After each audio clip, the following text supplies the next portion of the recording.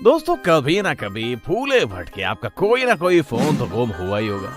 और अगर नहीं भी हुआ है तो आपने टीवी पर तो देखा ही होगा कि कैसे पुलिस एक झटके में किसी फोन की लोकेशन को ट्रैक कर लेती है। फिल्मों में तरीका कुछ ज्यादा ही फिल्में दिखा दिया जाता है, जिस वजह से किसी को इसकी असल प्रक्रिया समझ नहीं आती। अगर आप भी हमेशा से जानना चाहते थे कि कैसे पुलिस आपका फोन ट्रैक कर सकती है, तो बने रहिए आज हमारे साथ वीडियो के अंत तक। वीडियो में आगे बढ़ने से पहले चैनल को सब्सक्राइब करना मत भूलिएगा। अब फोन ट्रैक करने के दो तरीके दोस्तों, पहला तो है आईपी एड्रेस की मदद से फोन को ट्रैक करना और दूसरा IMEI। दोनों को ही विस्तार से देखते हैं।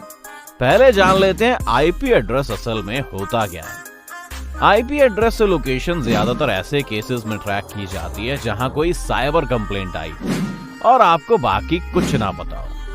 जैसे आपकी कार या बाइक में नंबर प्लेट होती है या आपके पास खुद का एक आधार कार्ड है।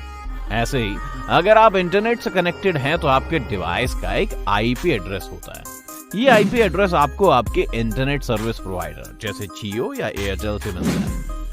अब आप जिस भी वेबसाइट पर जाएंगे वो सबसे पहले आपका आईपी एड्रेस चेक करेगा और जैसे ही आपका आईपी एड्रेस उस वेबसाइट के पास होगा तो आपके कनेक्शन के बारे में बाकी चीजें भी मालूम की जा सकती है। जो आईपी एड्रेस आपको जियो या एयरटेल देगा उन्हें ये इंटरनेट असाइंड नंबर अथॉरिटी या फिर IANA द्वारा अलॉट की जाती है। दुनिया भर के सभी ISPs को इसी अथॉरिटी द्वारा आईपी एड्रेस मिलते हैं और अगर आप इनकी वेबसाइट पर जाकर अपना आईपी एड्रेस सर्च करें तो आपको कंट्री, सिटी और ISP जैसी इंफॉर्मेशन तो सीधा सीधा ही मिल जाएंगी।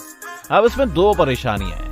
पहली तो ये है कि सिर्फ सिटी पता चलने से काम नहीं चलेगा क्योंकि हम एग्जैक्ट लोकेशन ट्रैक करना चाह रहे हैं, और दूसरी परेशानी ये है कि आपका आईपी एड्रेस बदलता रहता है। दरअसल इन कंपनियों के पास कभी अपने कस्टमर्स जितने आईपी एड्रेस होते ही नहीं है। यानी मान लीजिए जियो के पास 4 करोड़ यूजर्स हैं लेकिन सिर्फ 3 करोड़ ही आईपी एड्रेस है, तो जियो ये आईपी एड्रेस उन्हें दे देगा जो उस वक्त पर इंटरनेट इस्तेमाल करना चाहते हैं।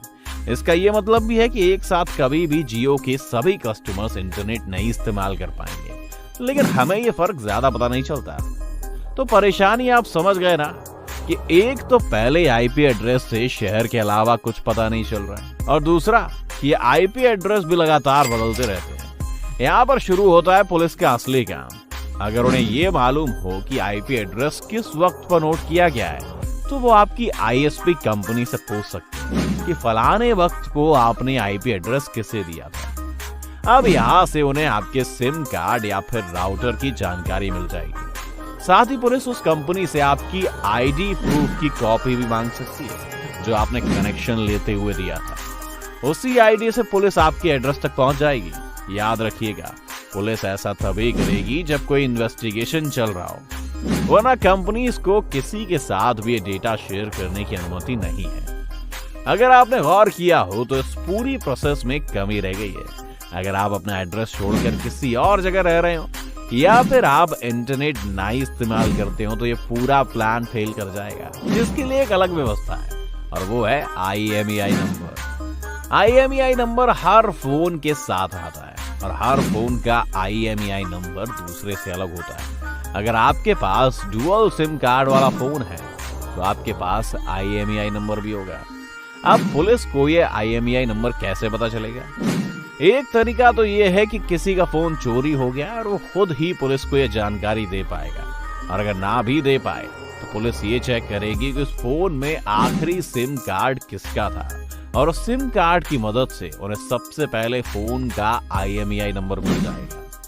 अब वो लोग ये देखेंगे कि इस नए IMEI नंबर वाले फोन में कौन सा सिम कार्ड इस वक्त मौजूद है।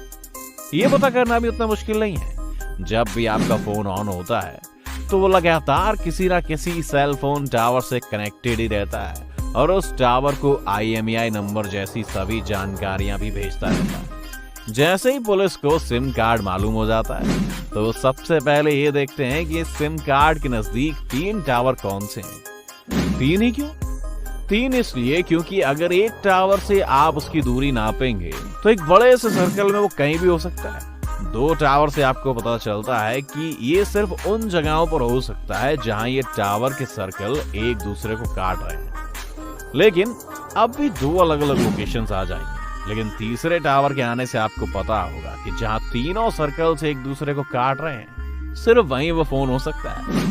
अब ये भी एक परफेक्ट तरीका नहीं है, क्योंकि अगर आप किसी बिल्डिंग के अंदर हैं तो वो सिर्फ आपको बिल्डिंग तक ही पहुंचा सकता है, लेकिन आप कौन से फ्लोर पर हैं और आपका फ्लैट नंबर अभी भी पुलिस के पास नहीं होगा। यहाँ से पुलिस अपनी छानबीन शुरू करती है। ज्यादातर आम केसेस में यही किया जाता है। हालांकि अगर कोई हाई प्रोफाइल क्रिमिनल हो जिस पर किसी अथॉरिटी की पहले से नजर है, तो उस केस में पुलिस या इंटेलिजेंट के लोग ज्यादातर स्पाईवेयर का इस्तेमाल करते हैं। यानी इस तरह का सॉफ्टवेयर किसी तरह से उस आदमी के फोन में डाल दिया जाए कि उसके फोन के जीपीएस कंट्रोल ले ले। इस तरह के काम करने के लिए भी कई तरीके हैं। एक तो यही है कि आप चोरी छुपे ऐसा कोई सॉफ्टवेयर उसके फोन में इंस्टॉल कर दीजिए, या आप उन्हें कुछ इस तरह के लिंक्स भेज सकते हैं जिन्हें स्पेशली वायरस से इन्फेक्ट किया जा सकता है, और उस आदमी के उस लिंक पर क्लिक करते ही वो वायरस बिना उसे पता चले अपना काम शुरू कर देगा। खैर, हम फिर कह रहे हैं, पुलिस या कोई भी अथॉरिटी ये सिर्फ तभी कर सकती है जब उनके पास या तो पर्याप्त क्लियरेंस हो या किसी कोर्ट द्वारा उन्हें परमिशन दी गई हो। इन दोनों स्थितियों के अलावा ऐसा करना जुर्म है, जिसमें अधिकारियों और साथ ही फोन कंपनी पर भी एक्शन लिया जा सकता है, क्योंकि सीधा सीधा आपकी प्राइवेसी के राइट्स का हनन है। आपको आज का हमारा वीडियो कैसा लगा दोस्तों, हमें लाइक करके जरूर बताएं। अगर आप चाहते हैं कि हम और भी इस तरह की वीडियोस बनाएं तो हमें कमेंट सेक्शन में लिखिए। ज्यादा से ज्यादा चैनल को सब्सक्राइब करना बिल्कुल मत भूलिएगा।